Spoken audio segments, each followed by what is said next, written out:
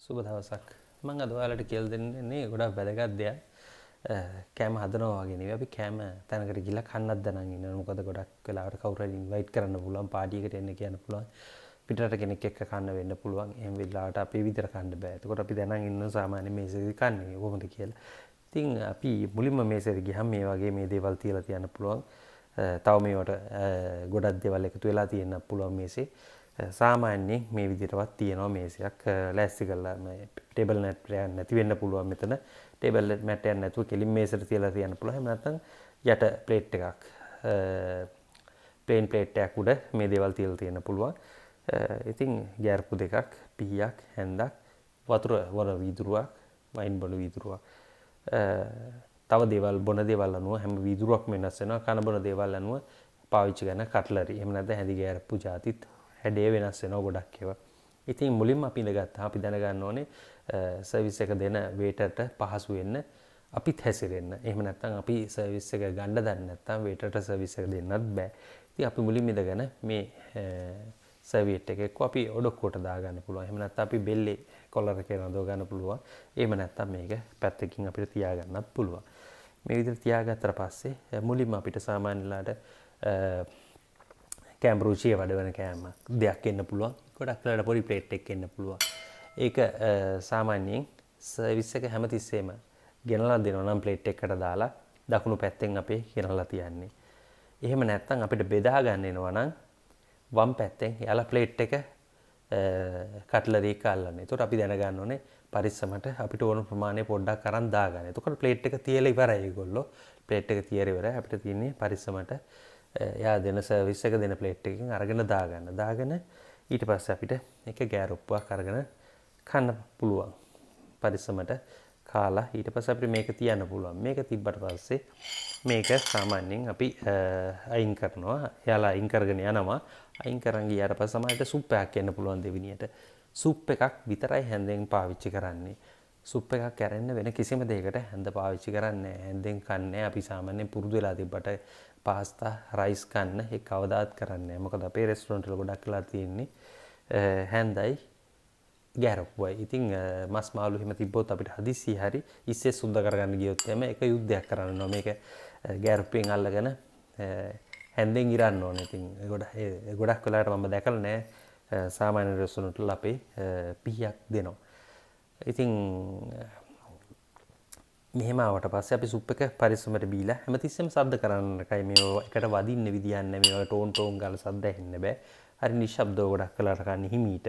ඉතින් මේක අයින් කරාට පස්සේ අපිට සෙකන්ඩ් ප්ලේට් එක එහෙම නැත්නම් තර්ඩ් ප්ලේට් එක එන්න පුළුවන්. සෙකන්ඩ් ප්ලේට් එක රයිස් එකක් වගේ වුණත් ඔයාලට පුළුවන් ගෑරුප්පකින් කන්න. එහෙම නැත්නම් පැස්ටා එකක් ඒ වගේ දෙයක් වුණත් ඒත් කන්නේ ගෑරුප්පකින්. අපිට කොච්චර මේ කට්ලරි මදි වුණත් ප්‍රශ්නයක් නැහැ. ඔයාලට තියන්න පුළුවන් කන වාරයක් පාසා ඒ හැම වාරයකම එයාලා දැනගන්න ඕනේ ඔයාලට අඩුපාඩුවක් තියෙනවා ඒව ගෙනල්ලා දෙන්න.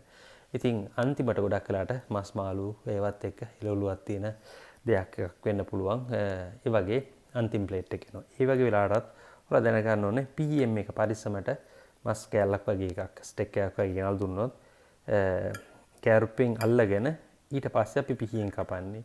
ඒ කියන්නේ කන්න පුළුවන් පොඩි සයිස් කෑල්ල තමයි හැමතිස්සෙම පිටට හිටින්නේ. මේ විදිහට අපි දැනගන්න ඕනේ මේක ඇඟට ඉහ ගන්න නැතුව, සද්ද බද්ද නැතුව හිමීට කපාගෙන පොඩ කන්න.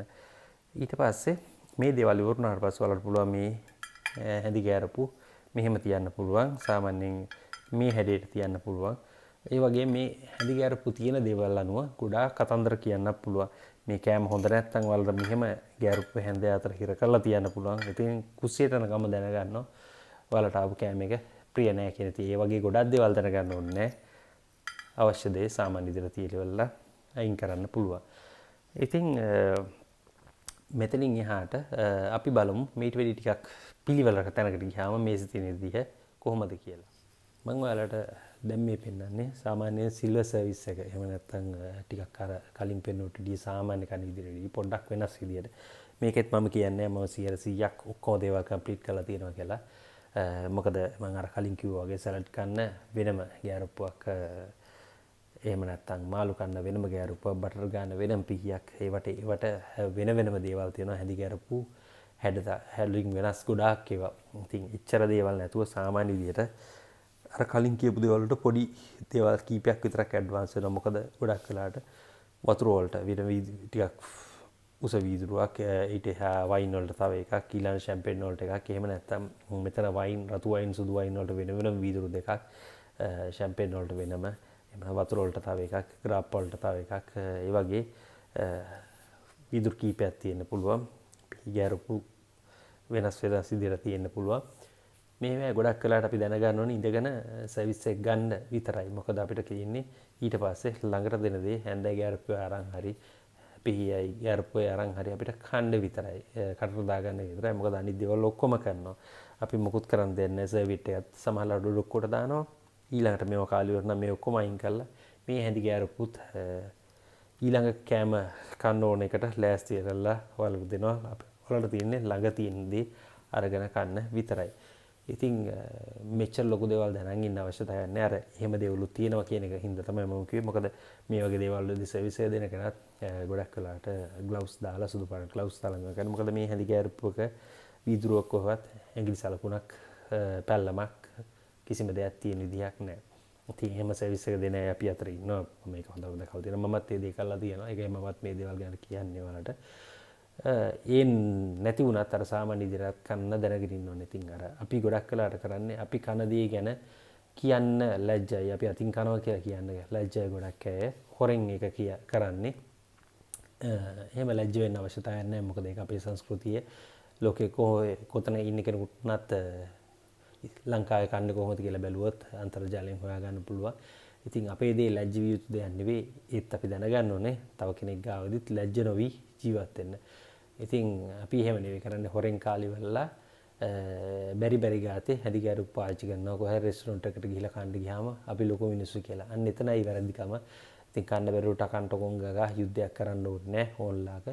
වේටර් කෙනෙකුට කියලා අතින් කාලා අත හොදන භාජනය ළඟටම ගෙන්නගෙන මහත් එක්ක වගේ නැගිටලා යන්න පුරුදු වෙන්න. ඒ නැතත් තමයි එකයි කිව්වේ හැමතිස්සෙම අපිට යන්න වෙන රට හරි අපිට කන්න වෙන කෙනා හරි අපිට කන්න වෙන කෑම හරි මොනවද කියලා දැනන් ඉන්න ඕනේ. ස්ට්‍රීට් ෆුඩ් මොනවාද? එහෙම නැත්නම් අතින් කන කෑම මොනවාද? ඇඳි ගැරපොලින් කන කෑම මොනවාද? එහෙම කන්න වෙන අවස්ථා මොනවාද කියලා. ඒතකොට කිසිම කෙනෙකුට ගැටලුවක් නැතුව හරි දේ හරියට ලැජ්ජාවක් බයක් නැතුව කරන්න පුළුවන්. ඉතින් ඔයාලට මම හිතනවා මේක කෑම හදනකොට ඉතින් වැදගත් වෙන්නේ නැති කියලා. තව මොන හරි දේවල් දැනගන්න තියෙනවා නම් ඔයාලා කමෙන්ට් කරලා තියන්න. එතකොට මට පුළුවන් දෙයක් තියෙනවා නම් මම ඔයාලට පැහැදිලි කරන්න. බොහොම ස්තුතියි.